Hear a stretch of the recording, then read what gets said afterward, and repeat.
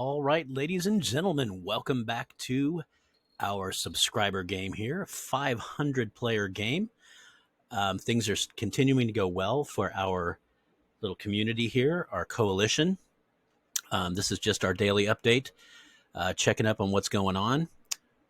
It's really hot here in Kansas City, ridiculously hot. It was like 95 today. And I'm like, early May? What? I hate you. It's not good. That's what I'm telling you. I'm sitting here in my underwear, no shirt on, with a fan on me. Sorry, ladies. No video. You're going to miss out on the gun show over here. Anyway, you can see what's happened here. I did go ahead and take the head of my shrugging guy. He's like, I don't know. Look at him, his little hands over there. He's like, I don't know. I'm just in the middle of Australia here. And I have captured a couple down here as well. Looking to kind of spread down into Melbourne. Welcome to Melbourne, Australia. But the big news to me is Otago. Doc Otago. I mean, look at him. Look at what he did here. He engineered one of those bloodless coup moments. That's not easy to do. He came on up. You remember, I can't remember who this was, but Wellington or something. Or is this Wellington up here? Yeah, that's Wellington. Anyway, whatever this was, it was another one of our coalition mates, but he went AFK, so he's just gone. And so Otago let me know. He's like, hey, I'm going to try to do that thing that you did in one of your videos where you just kind of overlaid. You had right away and you just went and you just kind of stood there and then you declared war. I wish I could have watched it in real time because it's fun to watch that happen. You know, you watch as a bunch of them turn and then you have a few small battles and you kind of have to reorganize your troops and whatnot. But anyway, I'm super proud of Otago here. He is next in line officially. I do feel bad for him because like back in the day, I was like, hey, you're next. Because this number one over here, that alert one, that's him. And then I had to backpedal, as you guys recall, because Java and South Borneo, it turned out, had contacted me a day before him. And then on my own advice, I told them, hey, go join a different coalition for now. So they did. It's not even their fault for not waiting in line or whatever, because I, literally told them, hey, go form an alliance, stay alive, and then, we'll get you in when we can. So anyway, I'm loving this. Otago. So just a couple of things about this. First of all, he owns the whole damn island now. Super cool. Secondly, he has a cruiser on the high seas. Better than I. I have 0 cruisers right now. And then allow me to draw your attention over to this here factory, which is also churning out another cruiser, and it's level 2. My dude has been paying attention. He knows that a level 2 factory builds a cruiser twice as fast as a level 1 factory. So excellent job, my friend. So he's going to have another cruiser on the seas in one day. And then I did mention, I was like, hey, you just picked up another double tile. Bro, go for it. Build a factory there. But I was noticing, where's Westport? Where is Westport? He has a...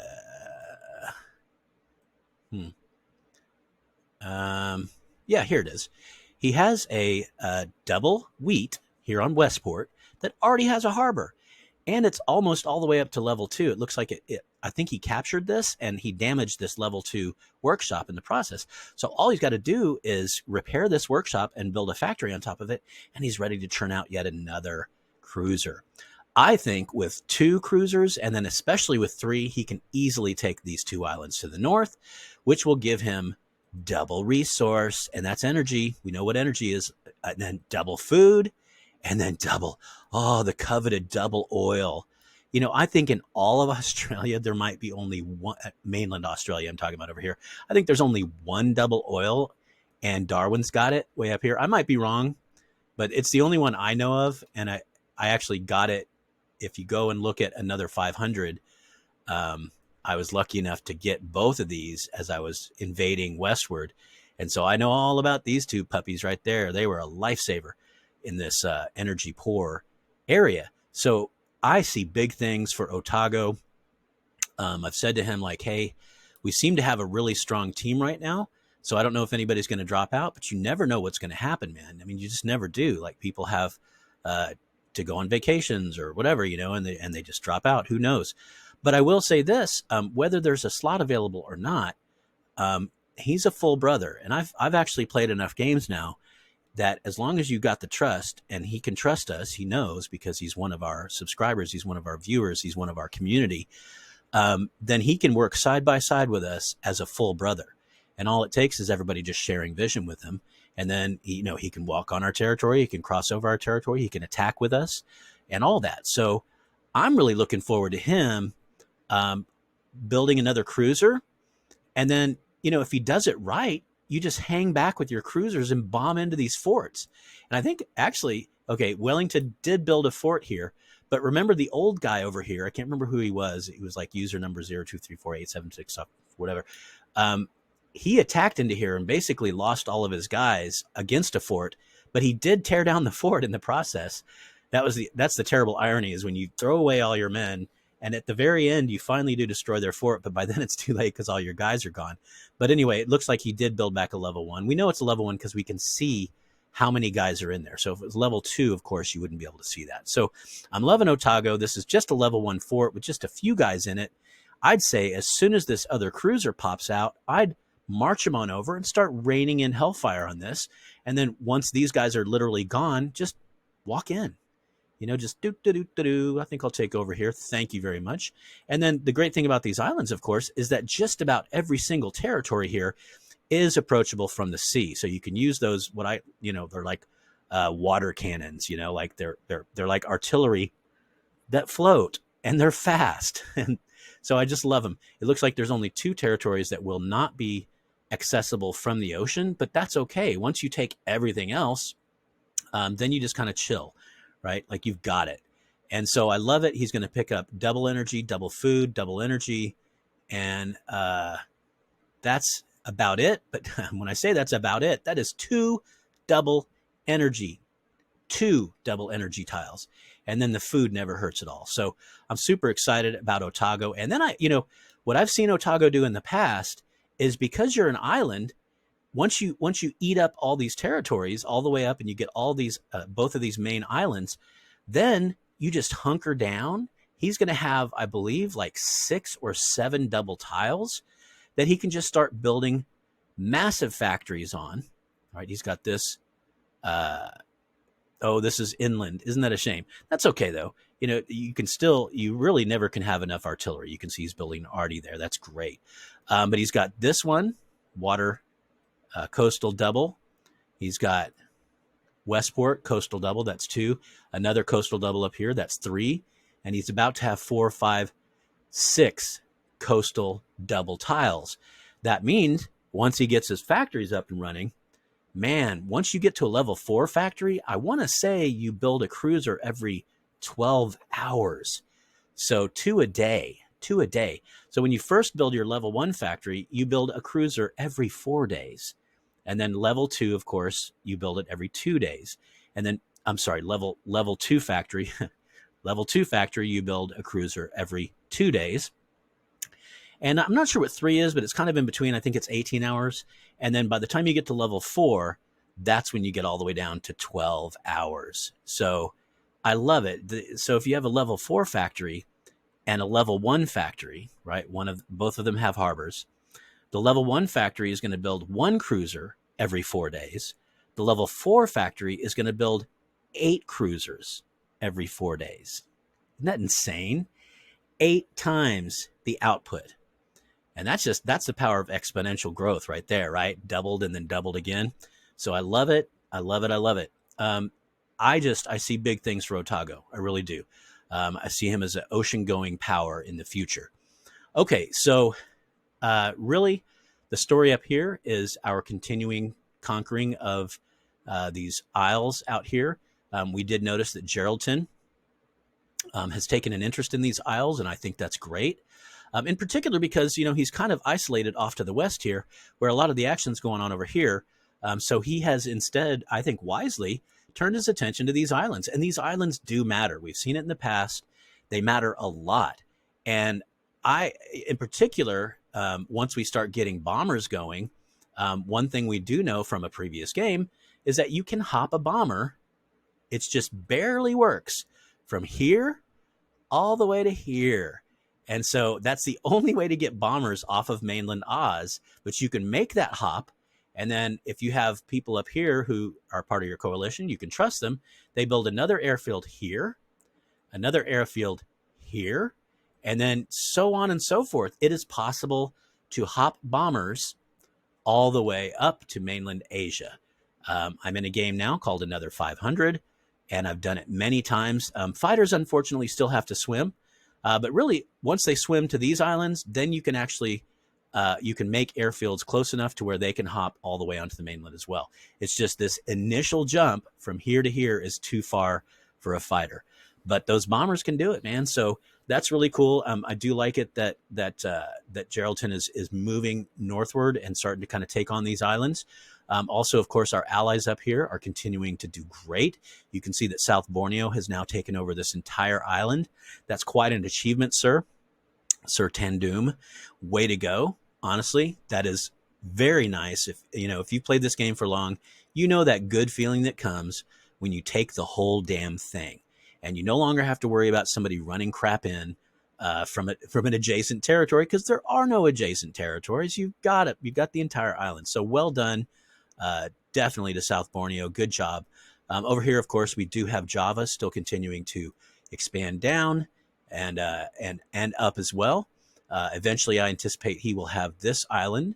There is a fort here, so it looks like he's bringing up a cannon to approach that, and he will soon have his own entire island here, as well as this island that he's already got, and these baby islands down here. And it does look like he's moving in as well to take some of these fragmented islands. So I love it. It's looking great. Oh, look at that. He's about to snatch this up as well. One guy there. One guy. No, you can't have it. Yeah? Guess what? I'm taking it. So this is great. Look at this, man. Yeah, Java's kicking ass. He's about to take all this stuff. So I love it. It brings tears to my eyes, tears of joy when I see my boys out there doing so good, and everybody is doing so good. So let's come on down to what's going on here. Let's just talk about if I seem to have been cagey about this in the past, referring to this as a region. Oh, the Northeast. We're going to have to talk about that in the future. That's what I've been saying now for the last 4 videos. And the reason, of course, is that we're going to attack him. We're going to attack Cloncurry. So Brisbane, who's our friend and fellow viewer, fellow subscriber, he's still in the game here. He's got front row seats, and he told us early on that Cloncurry was not to be trusted. And you can see who's the only person Cloncurry's at war with. Oh, Brisbane. So at some point, Cloncurry actually went to war with the guy that he was making promises to and pretending to be friends with. And so it's only fitting that it's one of the advantages we left Brisbane in the game. One of the things that achieves, not only does it give our friend a front row seat to everything and allow him to still be in the game, but it also gives a -5 penalty forever to Cloncurry. So you can see there are 3 of us participating in this invasion. There's Darwin. Darwin's got a significant amount of troops. What he's doing now is tightening up his borders because he, more than anyone else, he has the most continuous border frontier with Cloncurry. So when he makes that attack, he needs to make sure that he's got those tight borders. You don't want people streaming in past you into your interior and wreaking havoc. You want to have those tight borders. So I really approve of him moving people eastward. In the west, of course, you've got True Blue Gascoigne coming in here with a bunch of guys, just a bunch. I know that's not a technical word, but a bunch, I think, refers to anything more than 40. I don't know how many he's got, but he's got a good amount in there, and he's got a cannon coming in as well. Another one back here. Oh, this is Esperance. Esperance, by the way, of course, is finishing up our war with Adelaide. So as soon as he takes this, that will be 5%, -5% to my morale. That will go away. I also did pick up a double food down here. I was super happy about that. I didn't really expect that. But I did bounce down and make the initial attack into Adelaide because Adelaide, I think, was busy down here taking over Rockhampton. So, I feel bad for these people because it's like they're trying to play their little game. And then meanwhile, here comes the the dream team, and just really, it's not fair. It's really not. I mean, you got Esperance steamrolling in, and then I'm up here with I think like 16 guys, but enough to come down with 8 and 8 and take these and just sit on them, right? Because these were just empty forts. And then and at a certain point, I was like, oh, this is a double. I didn't even really think about it at the time, but it's great. It's nice to have another double. You know me, I'm going to be building factories on all my doubles. Because that's the way to do it, folks. All right, so there's really nothing much else going on. Gascoigne is positioning for an attack up through the middle. I know that Darwin is heavily weighing everything on the east. That's really for his own defense, but also that's how he's going to attack in. And I think he's perhaps hoping to be able to wrap it up into here.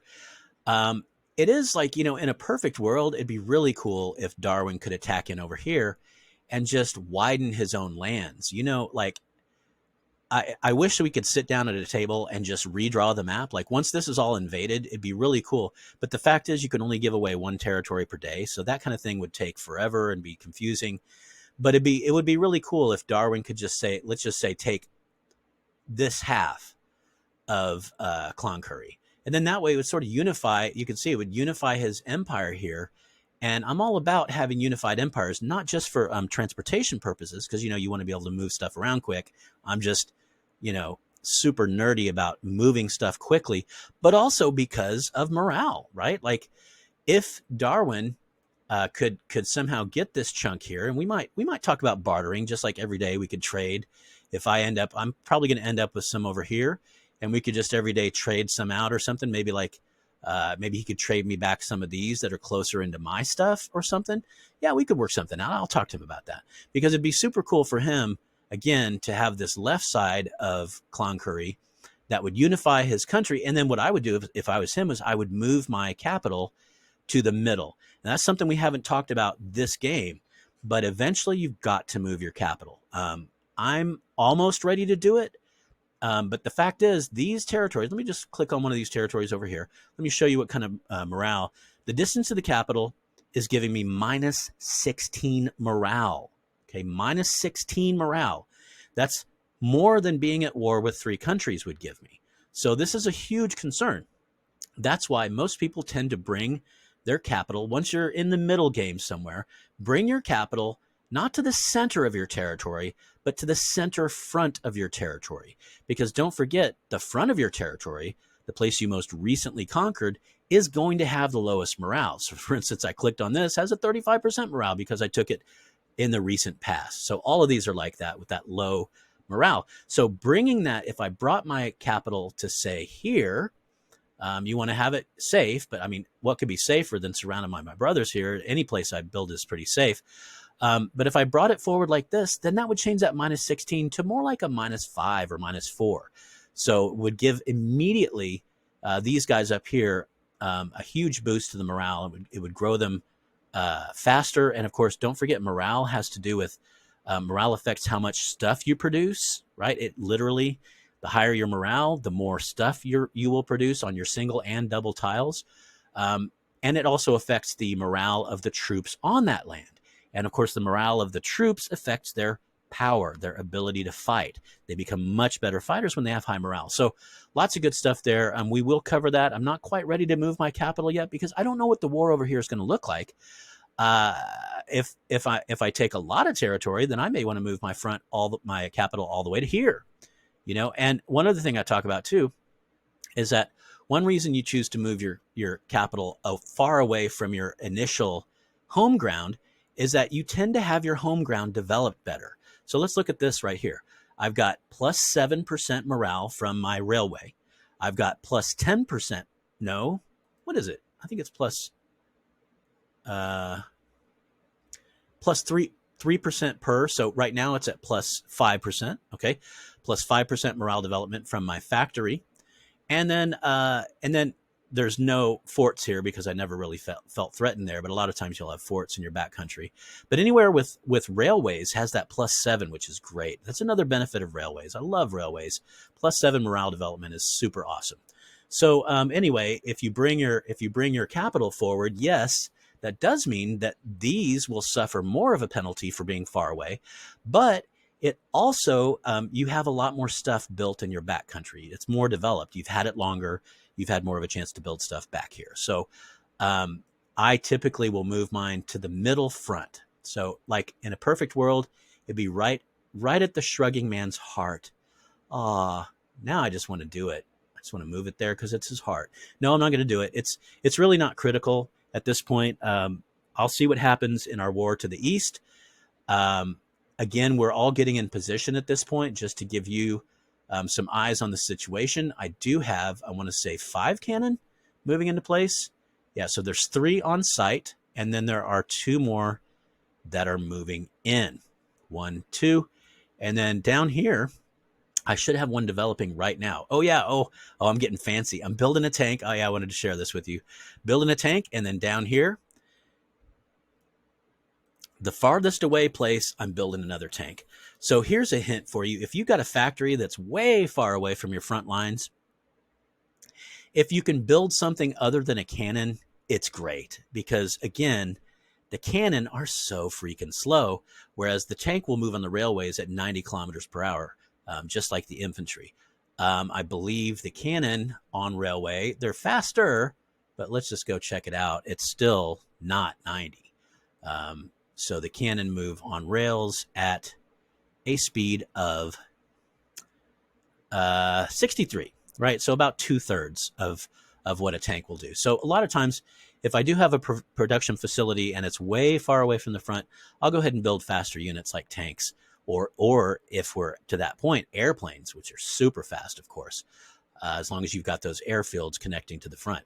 So good stuff, guys. I think next time, by tomorrow, we should be looking at what's developing here um, with Cloncurry. We've been calling Clon in our chat. That's code. No one will break that code. No one will know who we're talking about. All right, so good stuff coming down the pike. I'm liking it. We're going to go ahead and proceed from here. It does look like, yeah, look at that. Good for you, Darwin, with that cruiser. That cruiser's going to come in handy, my friend. Ooh, what's happening over here? Oh, Cloncurry's getting salty. What are you doing, bud? Is Cloncurry going to come down and try to attack? Maybe he is. He's got that -5 morale because of Brisbane. Maybe he's coming down to attack Brisbane. I don't know what he's up to, but Darwin, beware. I'm not sure why he's coming. I guess you've got right away with him, but yeah. So Darwin was just crossing over to get over to his land over here, and so maybe Cloncurry's getting a little salty about that. But I'll tell you, his attention is in the wrong place. You know, he's got 3 guys over here, 4 guys here, and so I would have to assume, usually in country, you don't even have as many as you have right on the border. So I imagine probably 3 or 4 on all 3 of these as well. So it's about to be pinata time over here, bopping on Cloncurry. So we'll see what happens. It's looking good. This is today's update. I don't think there's really anything else we need to talk about. Just want to, if you're in this game right now and you're watching, just remind you that we are gently pushing for any kind of naval kind of build up. So a lot of you guys do have 1 or 2 cruisers. Some of you have more. Yes, I'm looking at you over here, Geraldton. I believe Geraldton has at least 6 by now.